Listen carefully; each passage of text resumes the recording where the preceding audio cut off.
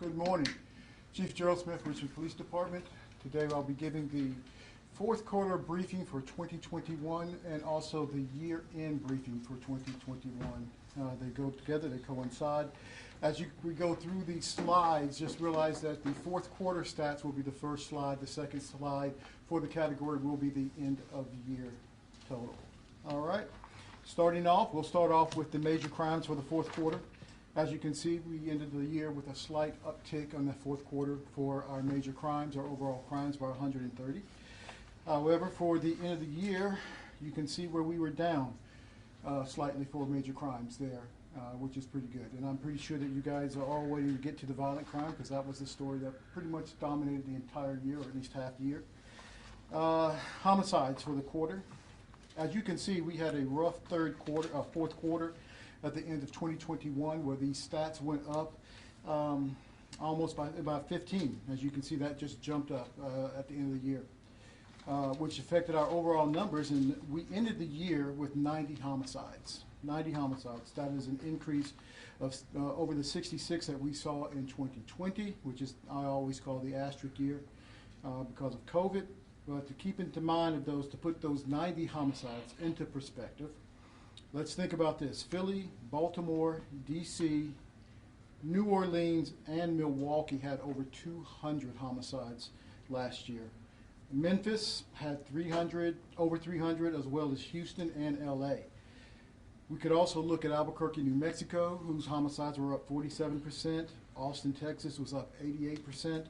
Oklahoma City was up 34%, and right here in Virginia, Norfolk itself was up 33%. So we are right along with a national trend, an unfortunate national trend where we're seeing violence, specifically gun violence, going up, and that the effects that it is having is showing up in our homicide numbers. And we need to remember always, as I said, that numbers are numbers, but behind each of these numbers there is a person, there is a family, there are loved ones, there are people who cared for that individual. But as we look at these numbers and we see that it is a national trend, we have to ask ourselves, well, what does it mean for Richmond? And so when we know exactly how it affected Richmond last year, we can look at one of the stories that dominated our news last year, and also a lot of energy and concern here at the department was the homicide of the 9-year-old and the 14-year-old 9 Mile Road. This is what happens when these type of things happen here. We have no idea what kind of contributions this 9-year-old or the 14-year-old would have done or given to the city, given to the world itself, but this was a senseless act of violence. And it shows also the pattern of exactly what we saw last year when in terms of our homicides and in terms of some of our ag assaults, and that we saw too many of our homicides being committed by people, young people. And the people that it affected was our youth. And I think this is the one thing at the end of the year that wrapped it up. As you can see, a 9-year-old and a 14-year-old succumbed to these injuries right here. But also, if you take a look, an 18-year-old, 17-year-old, 17-year-old, 17-year-old, who we took into custody fairly quickly behind that. So we know exactly what we needed to do. We needed to address our youth. We need to continue to address our youth. If you take a look and talk to anyone around the country, they will tell you the effects of COVID on our youth has been horrific, and we see that here too. We will talk about firearms seized last year. Last year, because we're talking about gun violence, we seized 947 guns last year in Richmond. That's up about 30%. In 2020, we seized 728 guns. I will say that over 500 of these guns that we seized were stolen. Over 500 of these guns were stolen. And I believe the number, and if someone could correct me on that, is 547 guns were stolen of these that we actually recovered. So more than half. And we've stood here before and we've talked about this and we continue to talk about this. You don't store your guns in cars. Your glove box, your compartment next to you, and even, which frustrates a lot of us in this room when we're in uniforms and the public too, you don't leave them out in the open where people can see them, where you can tempt them. You don't leave your guns in cars. This is what happens. Over 500 of these weapons that we seized were stolen. Some of these come out of stolen cars as well too. So we start looking at the violent crimes category for last year. The end of the fourth quarter, we saw a great reduction in rapes or sexual assaults here in the city. And for the end of the year, that trend continues, that we saw a decrease as well for rapes and rapes and aggravated and sexual assaults here in the city. For robberies, at the end of the fourth quarter, they were about stagnant, they're about flat as compared to the previous quarter as well. But for the year, we can see that it was a slight decrease of 19. And I will have to commend my staff and commend all the other officers who actually tried to get and did get the word out to our clerks, because what we were seeing last year was a trend of shoplifting turning into robberies, where someone was shoplifting and the clerk would challenge them, and all of a sudden they would make an act or a move or a gesture that would actually move it up to a robbery. So we saw this actually decrease because of that as well too. So I will commend them for that, for getting that word out.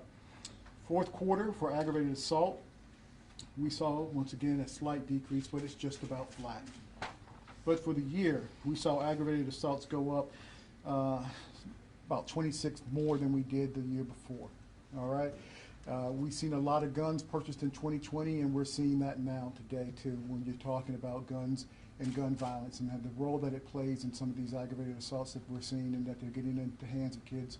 And also we're seeing quite a few people who are celebratory fire. And we did put something out after New Year's in reference to, it's very unusual for someone to actually be struck by a bullet that actually is fired up in celebration. But I believe Major Armstead said that it's logical and common sense. If it goes up, it has to come down. And we saw 3 people actually struck, which is an aggravated assault. So someone celebrating, pulling that trigger, actually has no idea if that round is their round that actually struck somebody. And luckily that no one succumbed to those injuries or actually died because of that.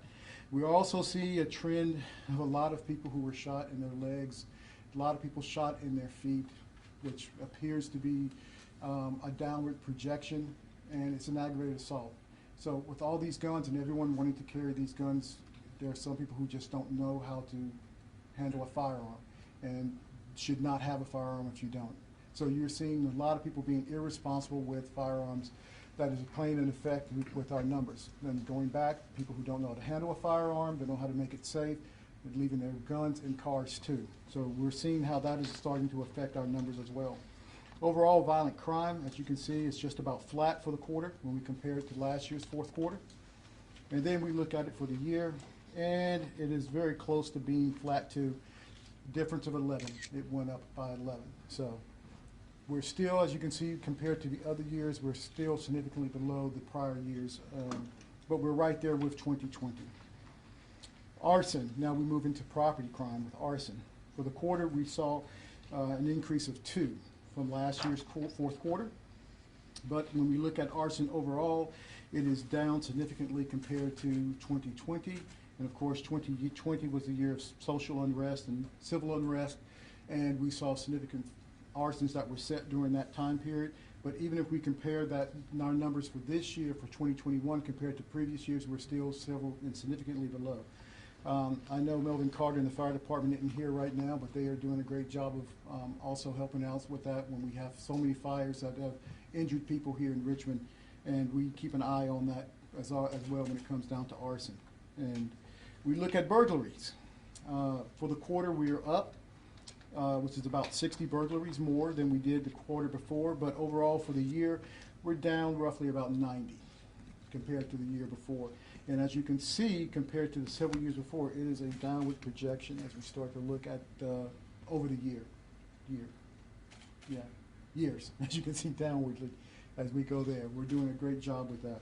And even compared to last year, 2020, when a lot of commercial burglaries took place because businesses actually shut down for a period because of COVID.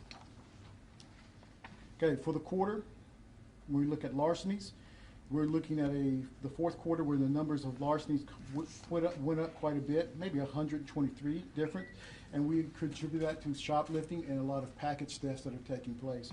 And we would rather see these numbers go up in shoplifting as compared to clerks approaching and challenging people who are walking out with a beer or with a candy bar and it turned into a robbery. We would rather see an increase in larceny, although we would rather see a decrease overall.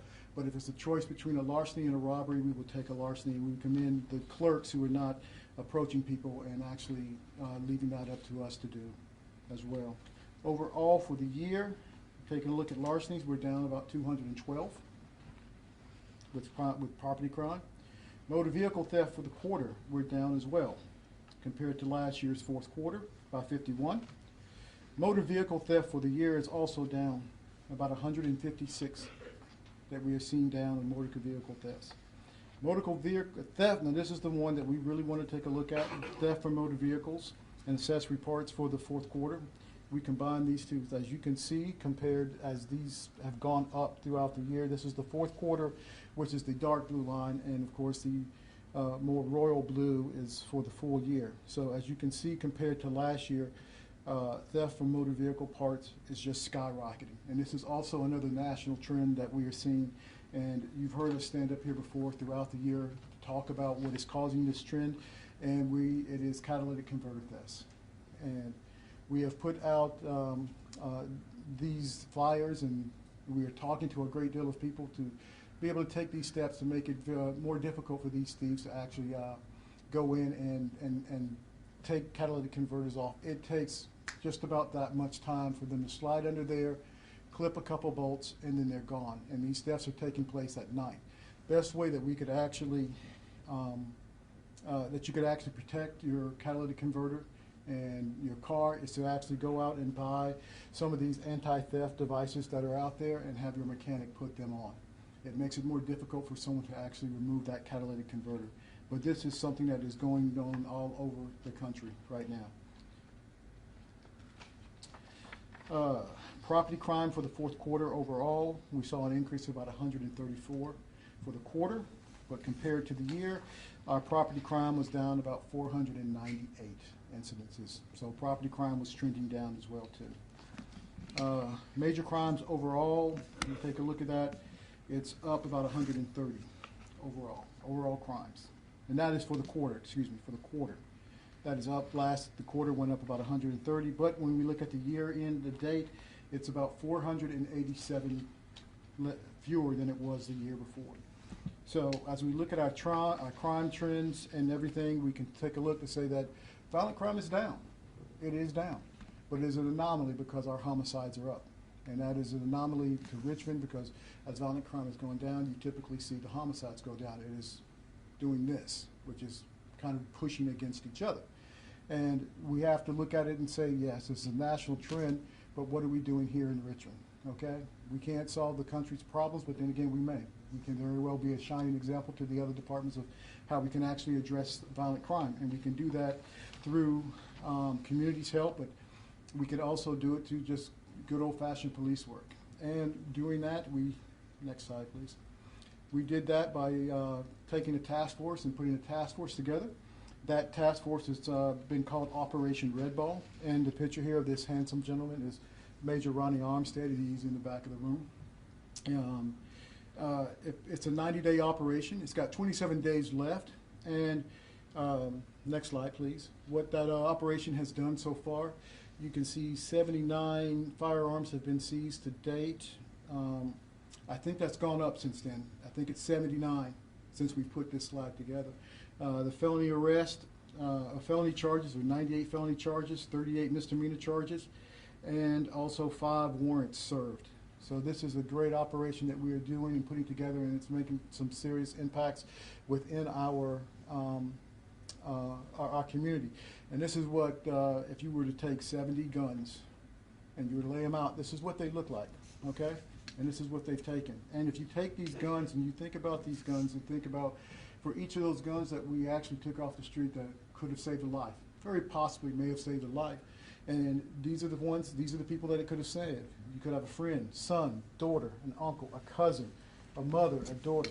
This is actually who we are looking to save. This is probably one of the biggest things you could actually save from a police officer's aspect is that when you make a positive difference, when you take a gun off the street, you'd have no idea the effect that it could have had that it did not take someone's life.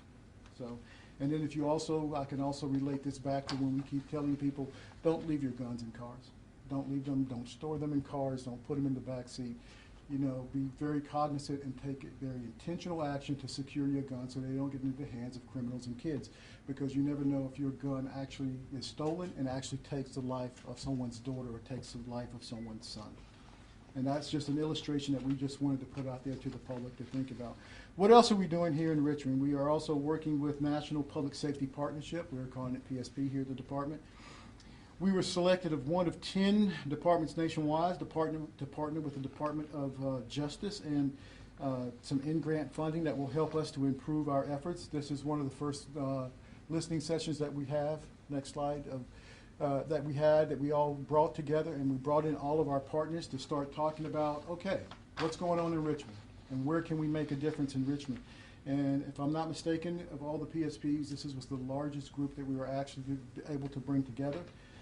We actually brought together the Commonwealth Attorney's Office, the FBI, the ATF, the DEA, the United States Marshal Service, the U.S. Attorney's Office, and many, many others as well, including the Department of Public Safety for the state as well too is also involved with this whole initiative, and this initiative is here to address violent crime. This is what we are doing. One of the aspects of that is, through the ATF, is also to use the NIBIN system that we spoke about. We've used NIBIN, which is the National Integrated Ballistic Information Network, in which we take guns and projectiles and bullets, and it helps us to draw a picture of where that gun was used. Okay?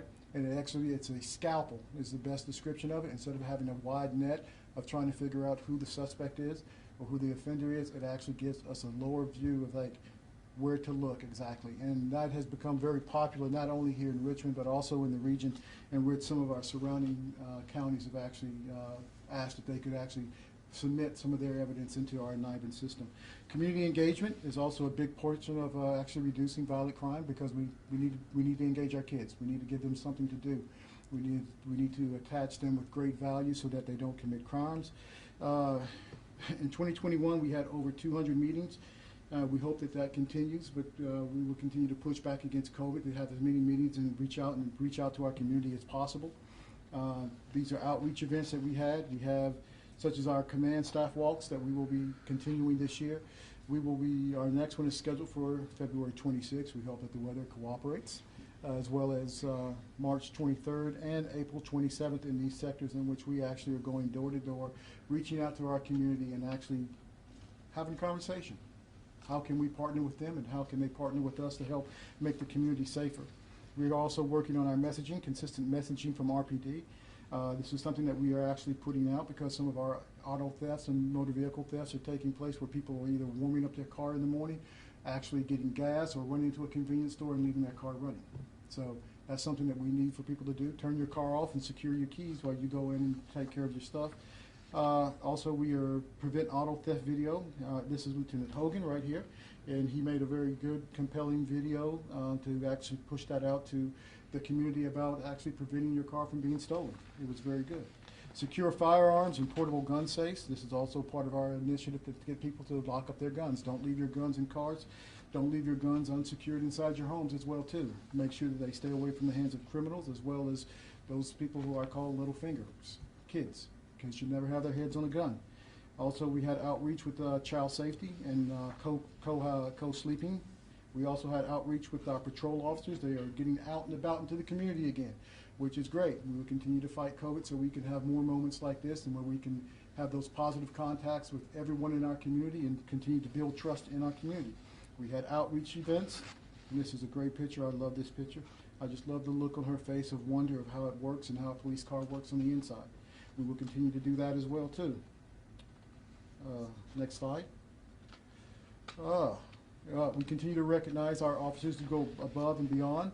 And this is Officer Jordan, Officer Costley and Officer Jordan, who saved a life as well too. I'm not going to read this to you as well. She was having a mental health episode, I believe, and these officers were there to actually step in and to be the support that she needed at that time. And I can say that the number of officers and the great work that they're doing, Officer Rick, Acting Major Rick Edwards is in the room right now, who is over our awards committee, and he has a stack of recognition of our officers and all the great work that they do. And I read over as well too. It is just phenomenal, and it's just humbling to hear everything that they've done, and we will be recognizing those officers. And I guess right now we don't have a date, but we will be inviting everyone out to our annual award ceremony, so that you could hear some of those great stories, such as what they did here as well too. Giving is always in season. We're always in the season, and we're giving out gifts and things to those in need, and actually just being part of the community as we go along. Holiday with RPD. This is us at the Christmas parade. And just getting our horses out and about and just building up those positive contacts, building up that trust as we go along here in the community as well. Connecting officers with your neighborhood. We're actually still pushing Gun 250 in our Crime Stopper efforts, and Gun 250 is a great way to actually recognize and get guns off the street. You give us a call at that number that is displayed down there, Crime Stoppers. I'm sorry, I don't have my glasses, but I think it's 804-780-1000, I think. Did I get it right, guys? Yeah. I thought I had it right. Thank you. And these are some of the efforts and things in a view of our crime for the fourth quarter of 2021 and our year-end crime for 2021. Is there any questions that anyone may have for me? Sure, I have a question. I'm Rachel Keller with Channel 8. So with Operation Red Bull, you guys are working on getting guns off the streets. You saw this was a significant problem. Why do you think we're seeing an uptick in stolen guns, and how are the young folks getting their hands on them? Make sure I get your question. The uptick, why are we seeing an uptick of guns being stolen? Yeah. Part of that is people are leaving their guns in cars. A lot of guns were stolen last year because people left them in cars. There was one report that we just went over that we just baffled us that there was 2 assault rifles left in the back of a car on the back seat, and the vehicle was unlocked.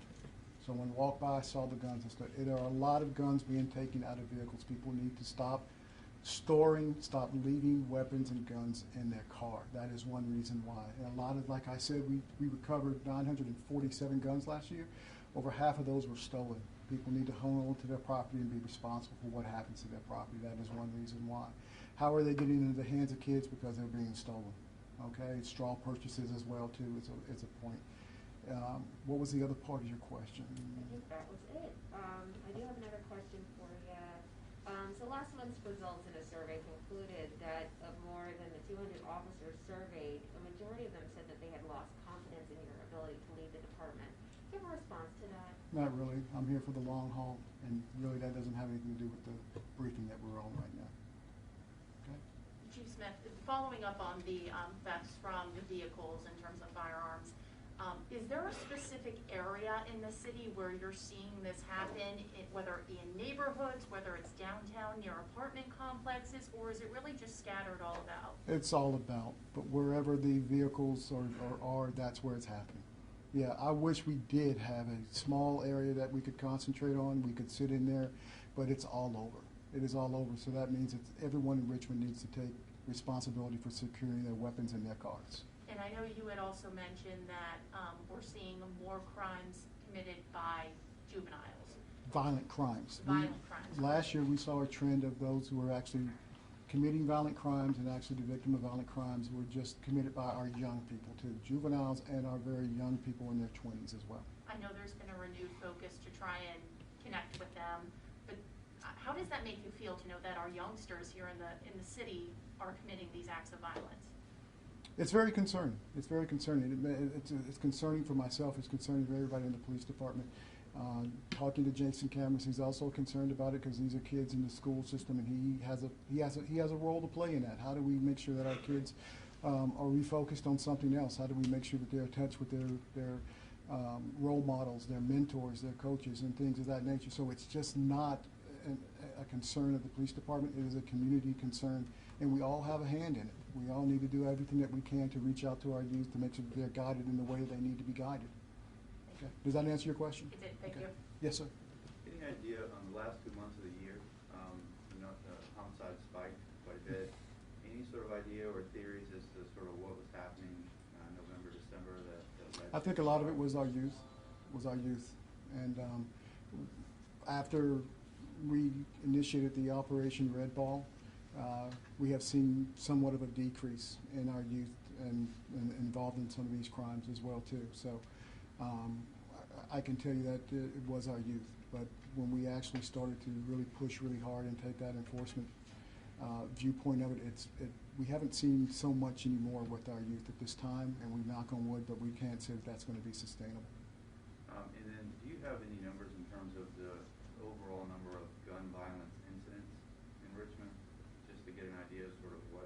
Not in the data that I have with me, but let me make sure I understand your question. Of any, Gun violence. anything that, any gun, any violent crime involving a gun. Right, just Correct. to get an idea of what the percentage might be of how many of those incidents. We were can look at that. I homicide. believe we can pull that. Just so you know, that would include if a rape took place with a gun, Right. if a robbery took place with a gun, or a domestic assault or anything, that would all be included in that. Okay? Right. And you are, I'm Scott Bass with Richmond Magazine. okay, there we go. Thank you, Scott. Chief Smith. Oh, there you go. Go ahead. Lyndon German, Richmond Times Dispatch.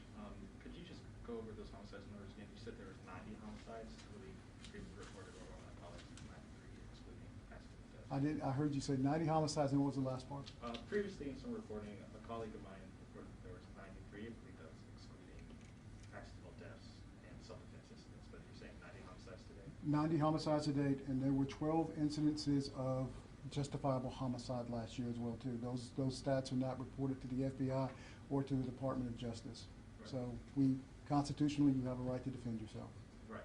And in terms of Operation Red Ball, I believe you said there were 79 guns that were seized. Are you aware of which portion of those were stolen? I believe you reported. I do not know the specific number of those that were stolen in the 79, but if that's something you would like, I believe we can take a look to see how many of those were stolen. Two more things as well. Are you, from Operation Red Ball, is there anything that you guys have learned through this initiative to prevent these violent crimes or gun incidents from happening? And as the 27 days remaining, is there anything that you're essentially kind of focused on? I don't think we learned anything else, but in 27 days, we're operating, we're going to be concentrating on the mission of Operation Red Ball. At the end of that 90-day period, we will reassess and see if we want to continue it or if we want to tweak or change things within the Operation Red Ball into something else. But we will make sure that we will make the best of all our resources going forward. Okay? Any other questions? Okay. If you do, the command staff is in the back of the room, and I'll be here for a few minutes as well, too, to entertain any other questions that you may have. All right. Thank you, everyone. Stay safe, stay warm.